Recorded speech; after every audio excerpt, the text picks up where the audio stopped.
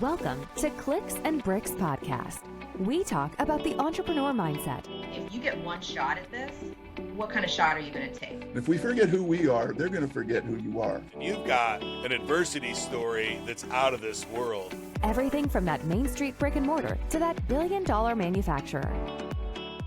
Welcome back to Clicks and Bricks. Today we're talking with Daniel, who is a LinkedIn expert. We're going to learn a lot about how to deal with LinkedIn in today's world. Daniel, how are you doing today? Thank you very much, Ken. Thanks for having me here on season 4. Yeah, thank you for joining us. We're excited in a world that is changing at a pretty crazy rate.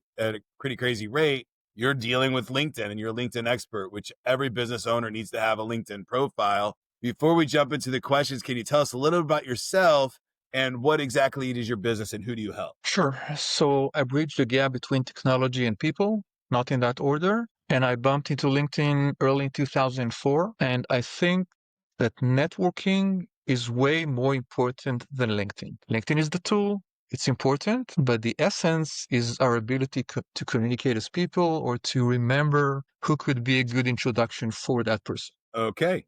So you're using LinkedIn as your median for networking. Actually, LinkedIn is just a small one arrow in the networking sphere we can use. But I'll give you just a quick example. When is your birthday? My birthday is May 13th. I turned Excellent. 50 this year. All right. I thought it was 40. Yeah. Cool. So one small thing we can do with LinkedIn is simply to check our network and to see whose birthday is coming up. And then the biggest secret is actually to leave the LinkedIn platform. In other words, come the day of your birthday, I would notice that Ken's birthday is coming up today. I would leave the LinkedIn platform. I would message you. I would ask how you've been. Is there any music you can recommend that I need to listen to? Is there anything new in your world? And that would take a little more time, but it's much stronger than sending the 55th happy birthday you would see on that date. One thing that I do, and I don't do it on LinkedIn, but I do it on Facebook because I'm more friendly with the people there than, LinkedIn's kind of business. I have much bigger profile there. And I go through almost every morning and I wish the people happy birthday. Now, I don't just hit the button. I try to type something in specific for each person. So it's not just the same generic one that comes across. But I think that that's an important part of humanism. You're right, but it's a lost art. You've invested time and you know the importance of human relations with InLink and CRM and how we manage to do this. It's the same for every MSP and every business owner on earth. I have a lot of thoughts around that particular problem.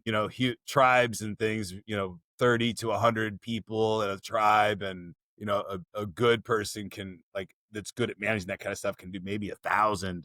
But today we have each person has tribes of hundreds, thousands of people that they're trying to communicate with. That's a pretty big, it's almost an evolutionary jump for humanity. Humans tend to improve it at a much slower rate than technology we have. And we have limited bandwidth. Maybe yours is 10 times larger than mine, but it's still limited. And the question to ask is, who's the most important action we could do with that limited bandwidth? In other words, maybe you would have a bucket of 5 people. Maybe I would only manage to keep in touch with one person. But if we pick the right people, then it's much more important than, trying to blast 20,000 generic cookie cutter stuff. So pick the ones that matter to you. Yeah, I think that's so important in the time that we're going into with AI automations. We really don't know all the time if we're talking with a computer or a human. And historically, you needed large teams to grow a company. You needed a large number of customers to make a profit, if you're selling t-shirts and things like that. But we live in a world where if you can really, have a couple hundred or a couple thousand fans of some kind, you can make a good living. Absolutely, because these fans would recommend your service or your product to others, and you would have a loyal following, and they would be less price sensitive. They would recommend people themselves. You have more referrals. That's the best way to gain your business. Right. So your recommendation is to use LinkedIn as a data source for your networking. Would that be accurate? Yeah, that's a good way to look at it, and it's easy to see what people have shared and what's important for them. Another lost art is reading. And just reading your profile would give me a lot of information. And before I reach out to you, I would take the time to research and to learn how you help MSPs and what you've recently shared. And this is on me. And the more time I invest, the better I could get in touch with you, and you're likelier to listen to me, and maybe we could do some more meaningful business together. I use it. This one of the things that I do is I acquire high-end domain names for people, right? And sometimes these people are really hard to get a hold of. And I've used the tactic of finding a person's social media profile, couldn't get a hold of them, finding their wife's social media profile, finding what she likes, and sending her a bottle of wine and asking her to have her husband give me a call. And it worked like a charm. These tools we can use in wildly different ways. If you really need to get a hold of somebody, you can. I loved it. And our actual limit is our imagination, not the technology, not the tool. It's what happens here. So this is a great idea. I can't recommend sending a bottle of wine to another man's wife. The call might get awkward, but it will work. If you need the phone call, get creative and you will find a way. And you have all these tools today to do it with. And it's really, really amazing. Daniel, you're deeply involved in building businesses with LinkedIn or via LinkedIn. What was your aha moment when you realized LinkedIn could be more than just networking? It could be a full business engine. I was a quota carrying salesperson, and 30% of my time back then was to try to identify the right decision maker within the company I needed to reach out to. And I had signed up to LinkedIn 2 years earlier, but didn't use it a lot. And then for one specific company, I just found the right person and I beat my quota. And that's the reason I decided to see what's under the hood. And once I got better at it, I started helping friends, and those friends asked me to come and train their staff. So I morphed into this, but that was sort of an epiphany. I no longer have to place half a dozen phone calls just to know if Ken or Jay is the right person to speak to. Okay. So let's talk about sales for a minute. Sales is changing drastically, I think. I don't know. I really don't know. But I can recall in 2006, my sales strategy was finding the decision maker, but also finding influencers within that company to gain awareness, right? Can you speak a little bit about how you can use LinkedIn? And I think this probably plays higher in business to business sales than business to consumer sales. But what are some tricks that you can use in the ecosystem to, once you determine you've got your decision maker, but that decision maker has a realm of influence within that company? What are some strategies you can use to help with that particular case scenario? Excellent. Can I suggest a quick way to do it? Yeah. Cool. So let's imagine you now identify 2 to 3 key accounts, or 2 to 3 influencers, or 2 to 3 decision makers. I would start by following those people on LinkedIn and turning the bell, which means I would be notified every time they do something instantly. Mind you, Ken, I was saying 2 to 3 people, not 20, not 200. Because if we try to do it with 100 people, we will no longer see the importance of the actual signals. So limit it to 1, 2, 3, and then it would enable you to act fast, because you would be one of the first people in the world to notice what that person has made. And in some cases, you could reach out to them and say, hey, you just shared the link, but the link didn't work for me. Maybe it's a glitch on mine. Would you like to check it, Ken? And you would save them.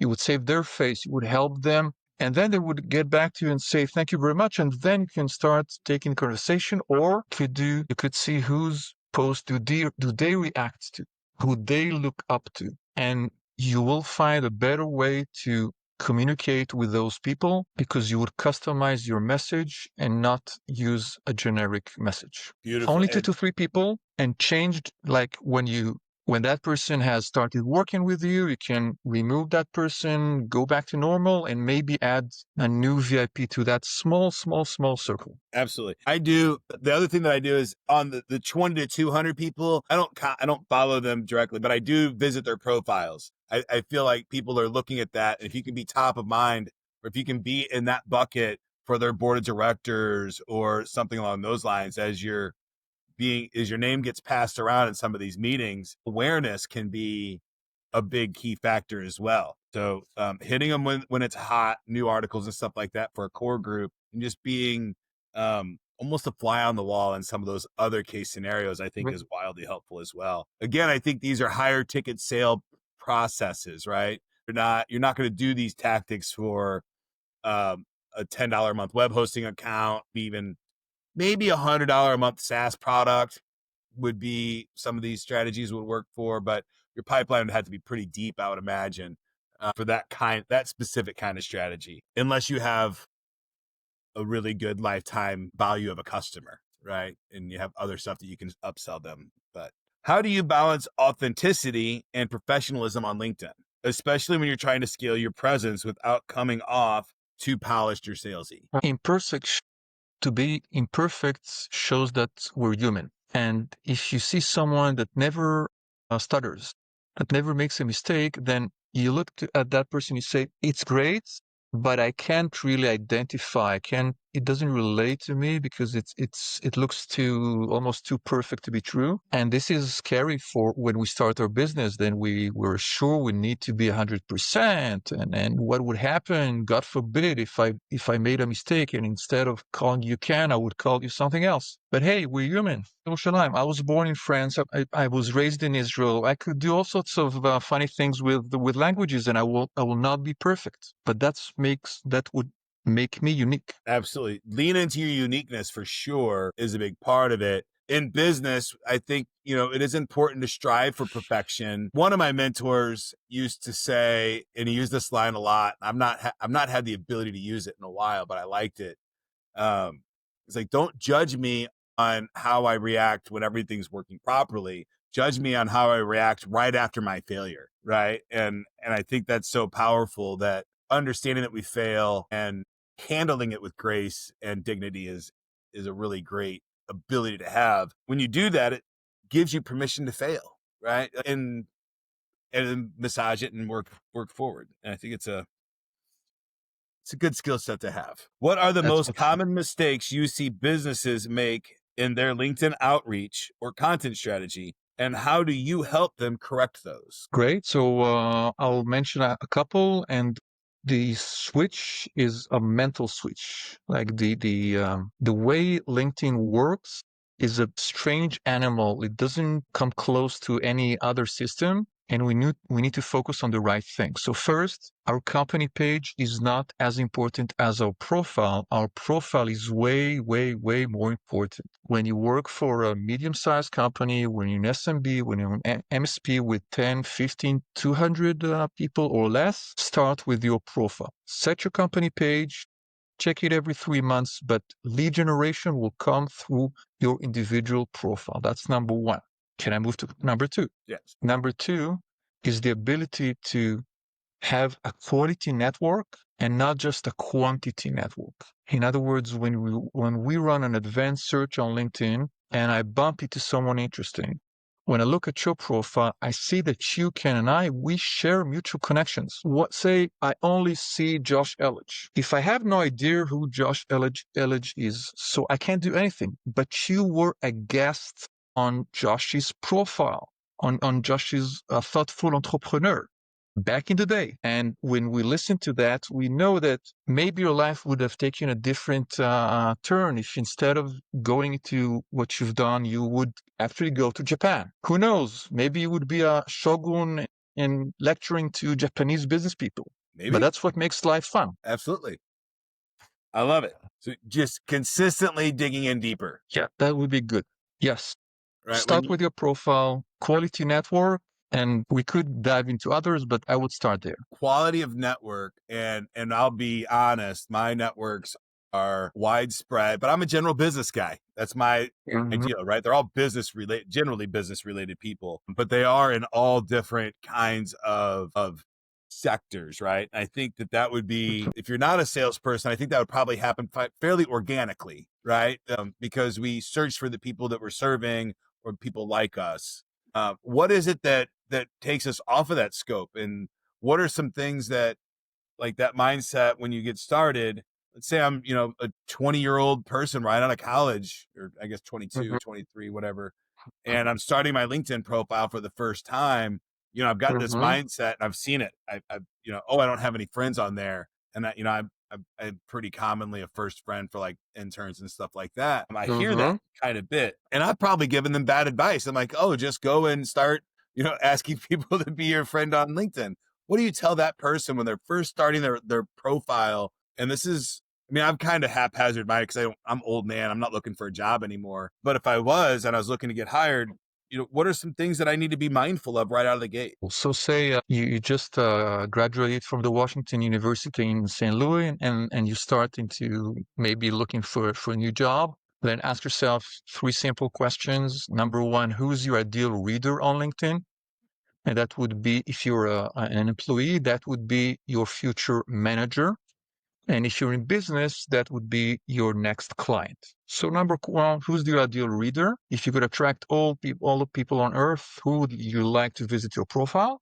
And question number two, what action would you like those people to perform once they discover you, if they needed someone like you? And the employee would say, schedule an interview, reach out to me. And the business person would say, reach out to me and maybe have a conversation. And then we'll go into a more meaningful conversation. Are you making it as smooth and easy for those people to find you?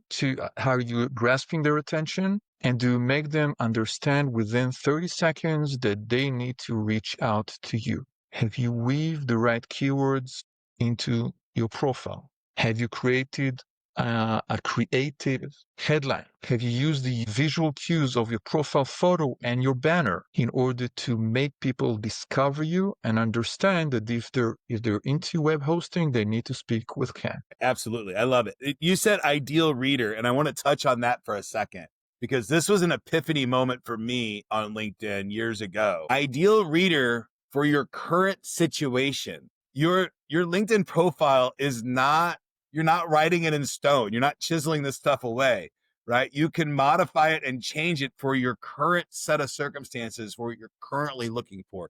I'm not currently looking for a whole lot of stuff. So my profile is probably kind of random all over the spot because I'm searching for my next big opportunity, really. So I'm constantly changing it right now. But can you speak on that a little bit? Because that was a big change for me on how I can manage my LinkedIn profile for my current set of agendas, not this Mm-hmm. thought process. Oh, this is my LinkedIn profile. It represents me as a human. It really represents my current need in the world. So each time you pivot, you can rewrite your LinkedIn presence or your LinkedIn profile in order to make it follow the right direction you'd like. And actually, what I would advise people to do is to set aside 15 minutes every quarter to ask themselves simple questions. Do I need to change anything here? And if you do it every 3 months for 15 minutes, maybe you'll add one AI term. You can just one AI term, and that would make it easier for people who run a search to find you at a better spot.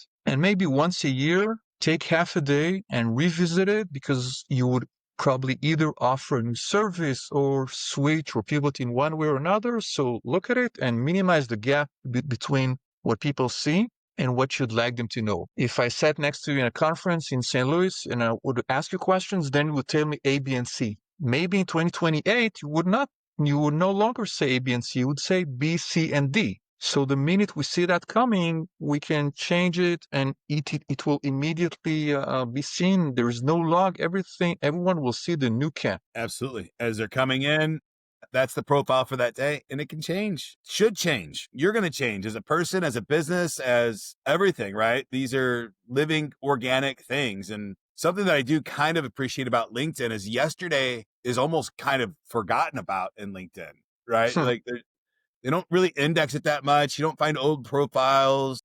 Once you change your LinkedIn profile, that's kind of like who you are now. And there's no, at least that I've seen, historical record of your LinkedIn profile. You're absolutely right. The minute you hit save, that's what we'll see. Yeah. It's an interesting platform in that way, that it doesn't index by the major search engines in that particular way. LinkedIn's algorithm format and best practices change often, probably less often than some of the others, but they do still. How do you stay ahead of those shifts, and what recent changes should most people be paying attention to in 2025? Great. So I'd like to circle back to something you mentioned earlier in the Clicks and Bricks episode, and that's AI. AI is a great tool, but from my perspective, and at least today, we still need to reread and approve or correct stuff that AI has written for us.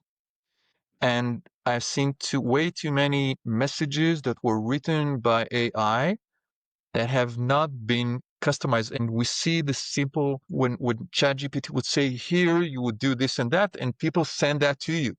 It would take, 10 seconds to read it and say, hey, that doesn't make sense. I need to change it. But if you want to save, those split seconds, you end up hurting your reputation, hurting your brand. Don't be that person.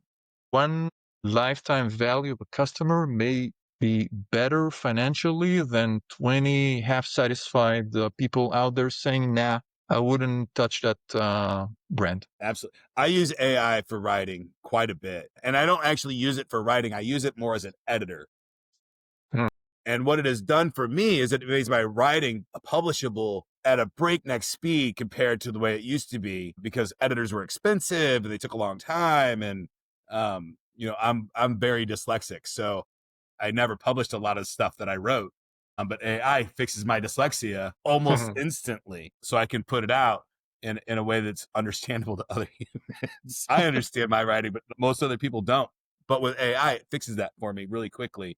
So using it as a tool for editing, I think is phenomenal. Even there, I think, I kind of lift the skirt and I tell people, yeah, I lean heavy on AI for my editing of a lot of the things that I do. And I think that kind of lifts the veil and says, okay, there's part of this is AI, but the fundamentals aren't. I think that's important to do as we navigate through this next 5 years of the world that we'll be in. We already did that one. How do you train or coach clients to turn their LinkedIn activity into actual leads and clients, not just likes, comments, or vanity metrics?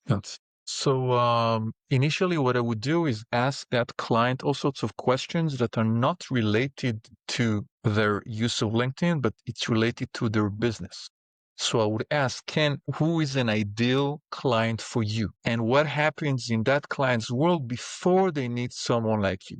Are they unhappy with the service they get? Is there a contract renewal that happens? So what would happen in the real world that would increase their likelihood of maybe reaching out or deciding to work with someone like you? And those trigger events, you know them. And sometimes it's much easier to monitor those trigger events and then to be introduced to that person. But another way to look at it, LinkedIn is the only platform where you can succeed without sharing anything. If you have a decent profile and you run an advanced search and you identify John Doe as an ideal prospect and you see that you share a mutual connection, you can leave the LinkedIn platform, chat with that person, and ask them for an introduction. And that enables you to have a meaningful conversation with your prospect without having shared anything. That's like the road not taken, because everyone is because we can publish a lot and people are obsessed with the frequency of sharing and stuff like that. But it's better to have a 20% increase in our bank account than 20 more likes or 40% likes or 100% likes. We need to translate those LinkedIn metrics into real life dollar value. Absolutely. There's so many books and sales coaches across the globe, and they almost all tell you to talk about your customer, not yourself. Talk about their needs, not yourself. And we live in this world of a push culture, especially in business, of, oh, I've got to create this content. I got to push this out. I got to do this all the time. And what you're suggesting is, instead of pushing data to people, pull the data that they have, understand who they are, and then make your pitch to them. And it really comes from then a place of pitching them their actual need, instead of just throwing our wares across the table and saying, hey, buy my stuff, buy my stuff, buy my stuff. You're kind of saying, hey, I read this article and I'd like to do business with you, and this is what I do. Yeah. Do you have any need for the things that I produce? And I think that's a beautiful way to do business, because the other way is exhausting, right? Just constant bombardment of it gets exhausting so quickly. I think on both sides of the fence, right? I think sales is going to change quite drastically over the next 10 years. It is, because we are a lot more educated about the business we're buying than what it was even two or 3 years ago. And another way to do it is to ask yourselves, what questions are my clients or prospects struggling with before they reach out to me? Okay, so you know the typical FAQs they would have.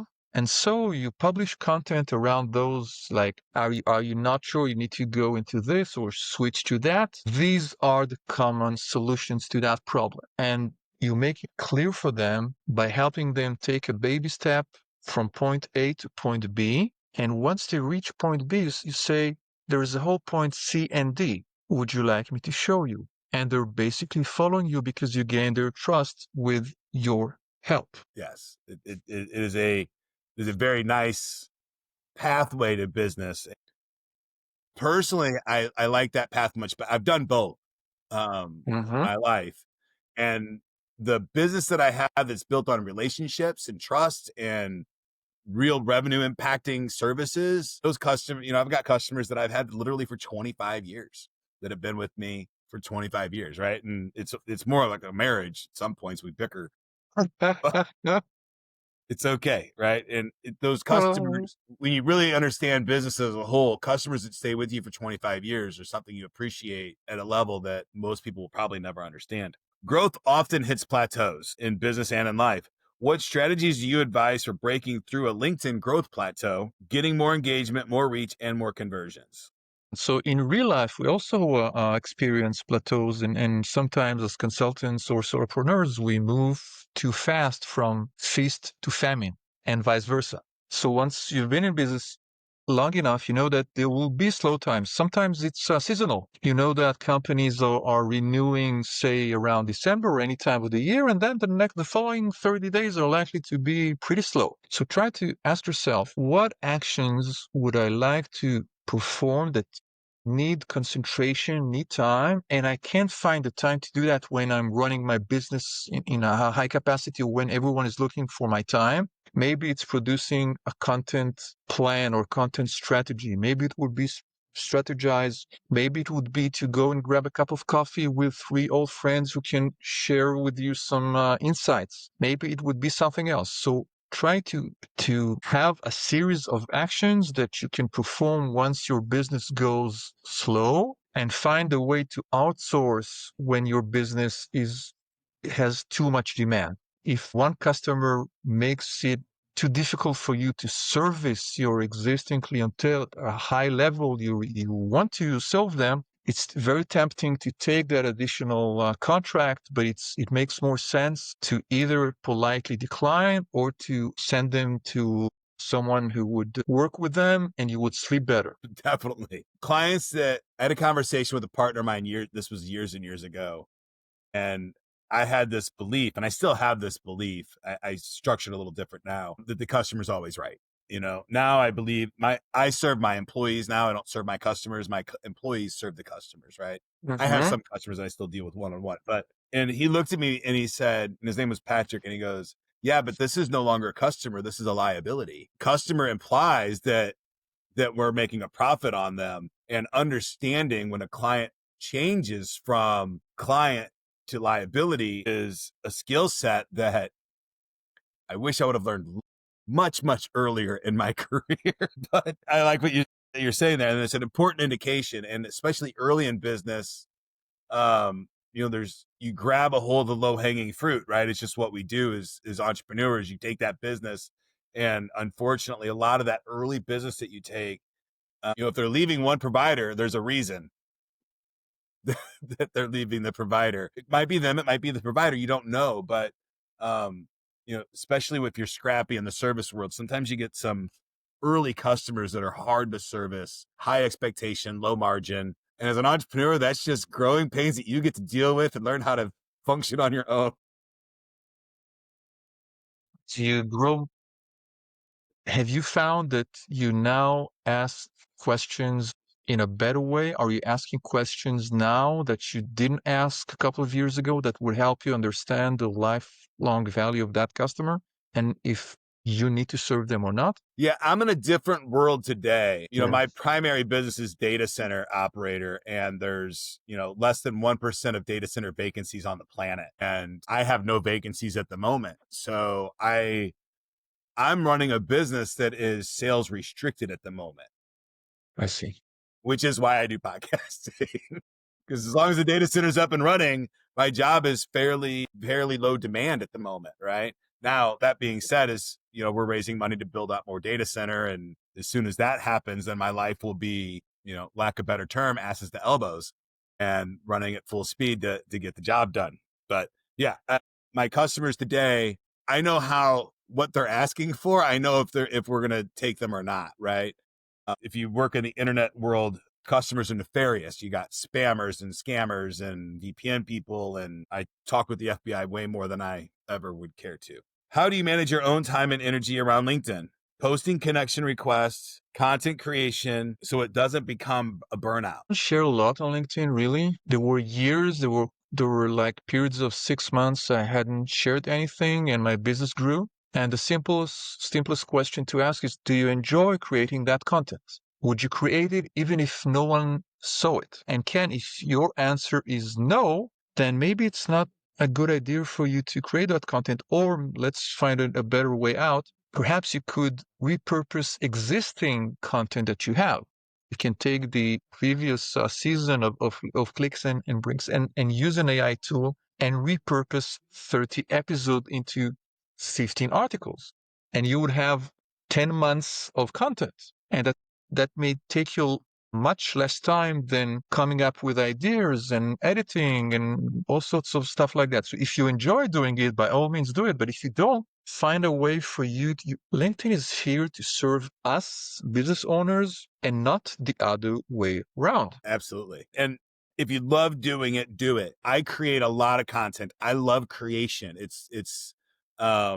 I find a lot of joy in doing it. I don't find a lot of joy in editing and things like that. So you'll see that I create a lot, put it out, and then don't ever really go back to it. But I do it in a way that hopefully other people are doing that for me. I like to create and then help other people get their creations out too. What tools or systems, automation, scheduling, content repurposing, do you think are underused by people doing business on LinkedIn? Say that people, from my perspective, are using way too much automation than they need. I don't think it's underused. I think it's overused. I think it's not genuine and it doesn't serve them well. I don't automate anything on LinkedIn. The exception I could tolerate, if you like, is the scheduling. So if, say, it's important for you to share something tomorrow in Missouri's morning time zone, and you know that you have some appointment with a client and you don't want to think about that. So it would be okay to write it, to polish it, to edit it, to reread it, to make sure it's fine, and then to schedule it. That's the only exception I can think of, because sometimes you can't, it's important, it's time sensitive to share it at 8 a.m. and you will not have the time to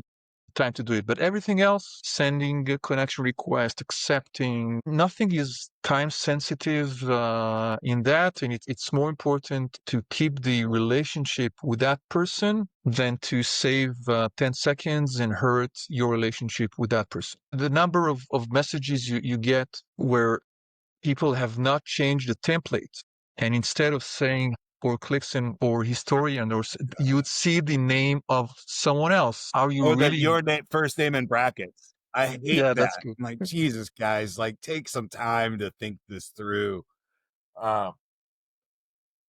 It's rough. And I want to go back just because we're on this, and you gave the tip earlier to set the reminder when your target audience makes an article or is in the news or something like that, to ping you, to let you know that somebody in your audience has made a move on the internet or on LinkedIn, so that you can then manually go do something about that and connect with them about this new thing that they're doing. It's wild. And I love the fact that you said earlier, and I probably glazed over it pretty quickly, but I want to bring back that you asked them a question like, what music are you listening to, or what book are you listening to right now? Figuring out a way to have a target audience engage back with you on something they're interested in. If you can get somebody talking about something that they're interested in to you, you've won the game. like the game's over, right? Like you've got it. They're at minimum a friend, maybe a business, someone that you'll do business with in the future. Can I ask you a quick question about that? Sure. If you could bring to life one band you managed way back, what Yeah, I was band a would you stage like? manager. I did not manage bands. I Okay. managed the stage. So what act, what singer, what band did you enjoy that? Like, what was the best show you've managed to attend and you would like to I've had a lot of really great experiences. Insane Clown Posse was my favorite. I got to be on stage with them. I don't recall what city. I got to be on stage with them quite often, but they have this big cult following, and they have this soda that's Detroit native called Fago, and they throw it on the audience. So getting to be on stage and throwing Fago on the audience is a memory that I'll never ever forget. It's one of those moments that you can step out of yourself and see yourself doing it from a third person perspective. And it was just standing in front of 20,000 people and doing something amazing is always fun. And it was so childish and foolish at the time, but understanding their narrative is something challenging that for a lot of people to get. But I understand the judgment free kind of world that they would like to create. That's wild. Thank you. Yeah. But I have a lot of those stories, and yeah, it was. I love the entertainment industry. It is. I think entertainment is going to be a huge move for entrepreneurship over the next 10 years with AI. I think the authentic human entertainment experience, festivals, and things like that are going to be more and more popular in our community as labor is more and more devalued.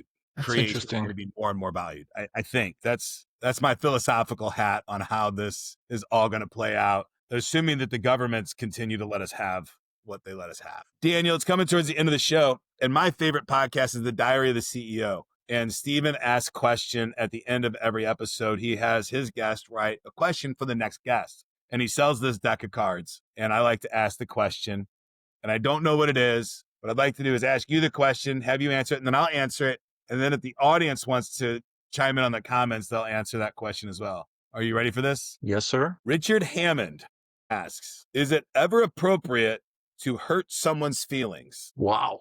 It's the last thing we want to do because it's never productive and it ends up hurting us. So I would say that, as children, yes, I couldn't speak with my 5-year-old boy and say, you should never do that. But as we grow older, we see that it's counterproductive. We may shout or hurt you, but we gain a short, an instant dopamine gratification, but then we look back and say, why have we done that? What have we actually gained by doing that? So I don't think it's a viable strategy in 99% of cases. People who have hurt us, it says more about them than about us. Okay. I have a different approach to that completely. I think it's Shoot. the most compassionate thing that you can do for another human is to hurt their feelings with grace, dignity, and respect quickly so that they can move on with their life without that burden on them. I teach boxing, and a lot of times they're the best example that I have is somebody's got something on their face, and yeah, you're going to hurt their feelings for a second, but you're going to do it with grace and dignity, and you're going to say, hey, you have something on your face. But I think that's better than them walking through life with them not knowing that. So I think that the grace and dignity is a great way to look at it. Not all of us manage to weave the grace and dignity into our Sam was good at it, words. Daniel. I'm great at explaining it. I'm not always great at executing. I'm sure you are. If you're out in the audience and you're watching this episode and you're having a good time, what are your opinions about when is it okay or is it ever okay to hurt somebody's feelings? That's it for the day's show. Daniel, thank you so much. I appreciate you. Thank you very much.